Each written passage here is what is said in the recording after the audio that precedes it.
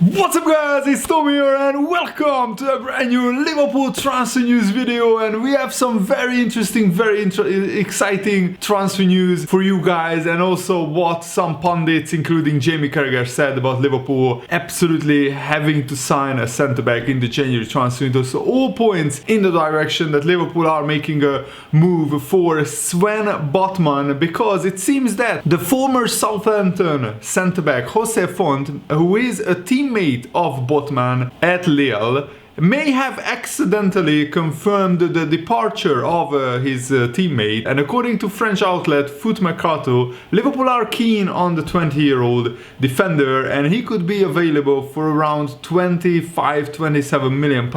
And responding to an Instagram post about Sven Botman's impressive statistics, which I will share with you, Font has said that he is happy to help his teammates move to other clubs. He said another one, which means that another one of his teammates goes to Liverpool, because remember that he lost first Dejan Lovren, then Virgil van Dijk, and now it looks like he will lose Sven Botman to Liverpool. So three players who he was partnering with at centre-back could leave to Liverpool. And the post says Jose Font might be losing another centre-back partner to the Premier League soon, and that's where he responded.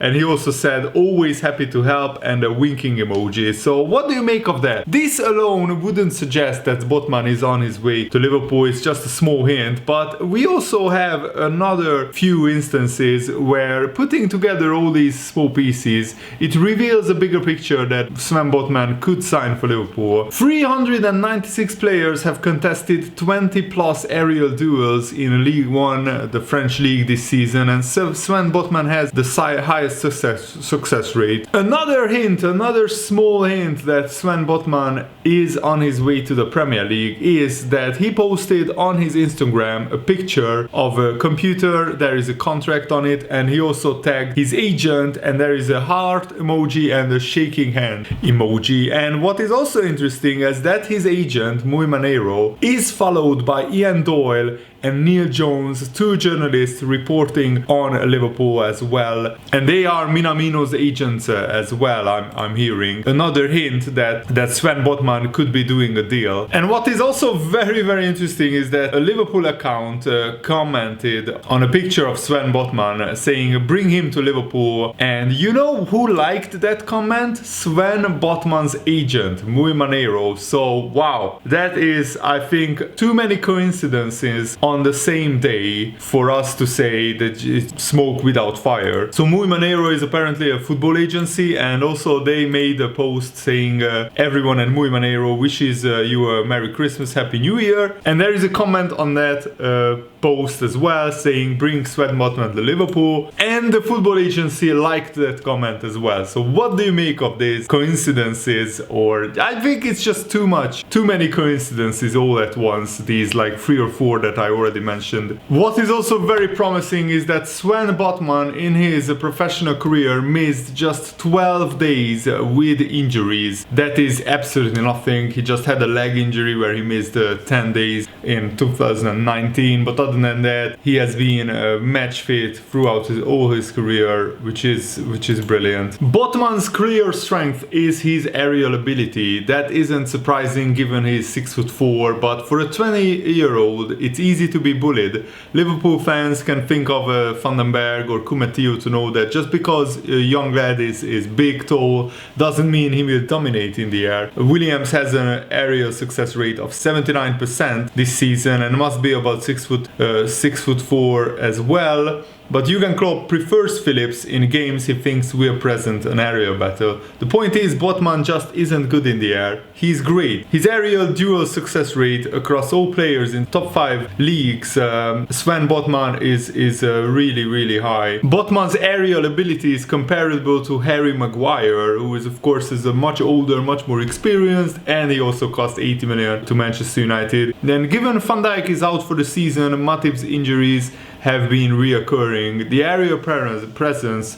of Sven Botman is something that Liverpool are very, very much missing. Does Sven Botman have the passing ability to play in Liverpool? And that's very, very hard to measure, to judge by statistics. His overall pass completion rate of Sven Botman is around 90%. So in the short passing range, I think he's good enough. His long passing accuracy is 55%, but that's very difficult to judge whether that's good or bad without having watched the Lille's games regularly. The best metric Botman has going for him is that he is number 25 according to vScout in the top 5 leagues for ball progression by passes. This is really good, but it's one of those times where the stats feel uncomfortable. Are they wrong, or is our perception wrong? The point is, we need to look at the actual Lille games, and it needs a proper scouting report. Yeah, and I don't have the time to watch all the Lille games this season, but all the long passes from Botman's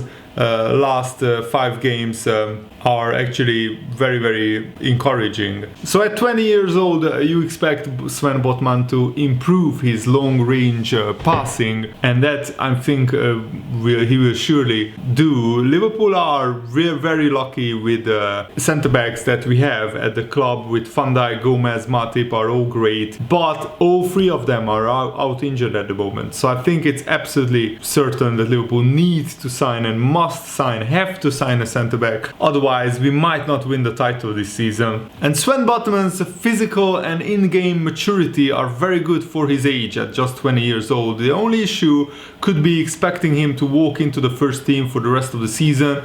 20-year-olds make mistakes, and the last thing you want is to smash his confidence. You would expect a 23, 24-year-old to be a safer Michael Edwards or Jurgen Klopp buy than Botman, but if they are good enough, they are old enough, as the saying goes. Pace-wise, until seeing more accurate performance data, we can't really comment whether Botman is fast or not so much.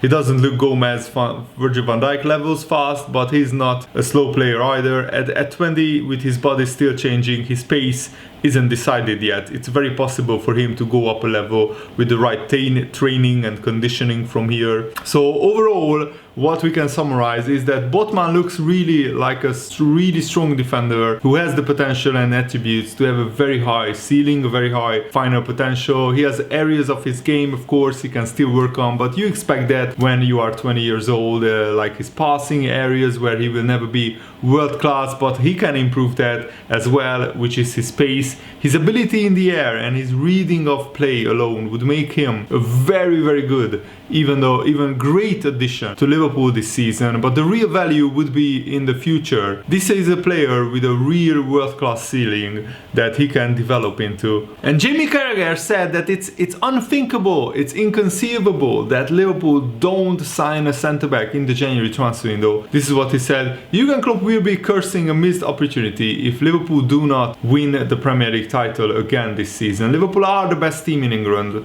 but circumstances have opened the door for everyone with dreams of catching them. I feel at the start of the season, the only thing that could stop Liverpool was injuries. In August, my fear was that a setback for one of the front 3 might see them fall back into the pack. The club addressed that with the signing of Diogo Jota. Now my concern is focused on their defensive issues. The injury to Van Dijk alone will cost Liverpool between 9 and 12 points over the course of the season, although Fabinho has proved a fantastic deputy at the back. Joel Matip's ongoing problems means, to me at least, that is inconceivable, unthinkable that Liverpool will not sign another centre-half at the earliest opportunity. I cannot understand the logic of not doing so. The club needed a centre-back even in the summer anyway. If Matip continues to be in and out of the side and then Fabinho gets injured, how can Liverpool expect to perform at the highest level with only the inexperienced Reece Williams and Nat Phillips to step in? That is too big a risk. The way Liverpool have dealt with the loss of key players so far shows they will still take some stopping, but it will not be as one-sided as last year, and failing to sign another defender will only lift the hopes of everyone else. And I think Jamie Carragher absolutely nails it right here in this snippet of that Liverpool absolutely have to sign a centre-back. The risk is too great if we don't, and we shouldn't squander this glorious opportunity of going back-to-back Premier League winners. The season is there for the taking, and Liverpool, if we sign a centre-back like Sven Botman, I think Liverpool will march to the title. But if we don't, it's anybody's title really. And John Aldridge shares the same sentiment. He said Liverpool simply have to sign a centre-half if they are serious about retaining the Premier League title. Van Dijk and Gomez will be back next season, but the here and now is all important for Klopp, and he needs to be given at least one quality centre-back to boost his options. This really could be Liverpool's time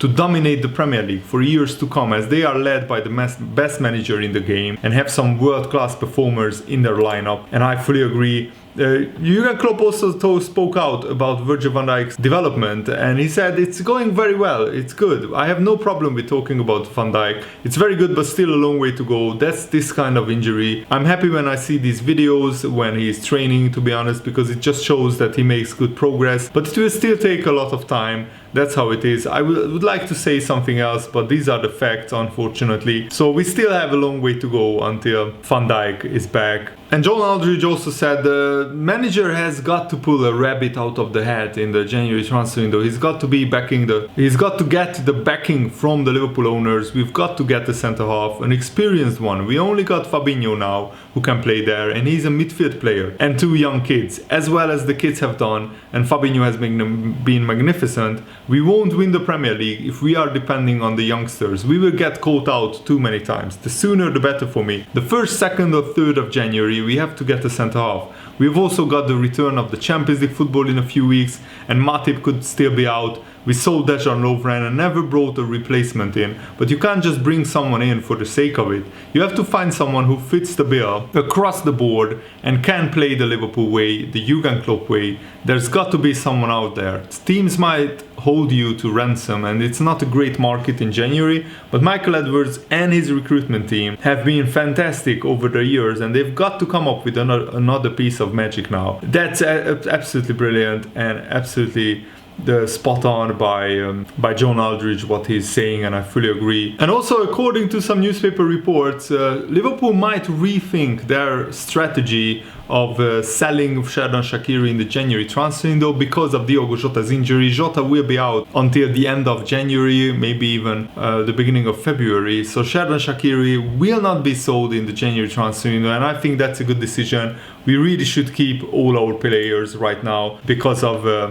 so many injuries happening this season. We have to be cautious and careful, and I think Liverpool can spend 20-30 million pounds on a centre back without selling anybody. But if we are to sell one player and generate some funds, that would be Divock Origi, and apparently Atletico Madrid and other clubs are interested in him. But Mark Lawrenson also backed Liverpool, saying that Liverpool are top of the Premier League still, with half their team injured, half their team missing. If they were not creating chances, that it would be a serious worry, but they are still making loads of them. If they had nicked a goal at Newcastle, which obviously they could and should have done, then they would have gone 5 points clear, and everyone would be saying, who is going to stop Liverpool now? Instead, it is a case of, well, they are only 3 points clear. It's a fine line that changes people's perceptions of how a team is doing when it really shouldn't do. I've spoken to Liverpool fans who tell me, oh, we are not doing well at the moment, we can't put away our chances. My response is usually quite dry and along the lines of, no, they are only top of the league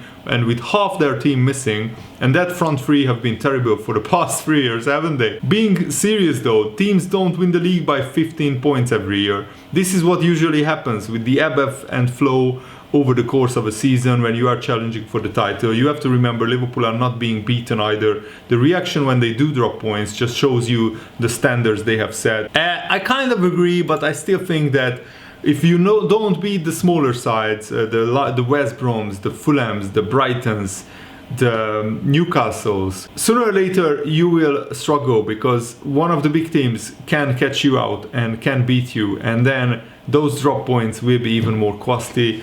But let's hope that we bounce back against Southampton tomorrow, because now Of course, this Lawrenson interview was given before Man United beat Aston Villa yesterday, and Man United got another pretty dodgy penalty. I still think overall it was a penalty, but it's amazing that since Solskjaer became the Man United manager, Man United got 46 penalties, and in that time Liverpool had just 19 penalties given to them, which is like less than half of what Man United are getting. And it's pretty obvious that the referees probably are wanting a closer title race and wanting to help Manchester United get up the table, because it's not good for business. Even Richard Scudamore, when he was the leader, the CEO of the Premier League, said that it's not good for business when Man United are not up there in the table. So the Premier League referees will help Man United any way they can to be involved in the title race, because it's just better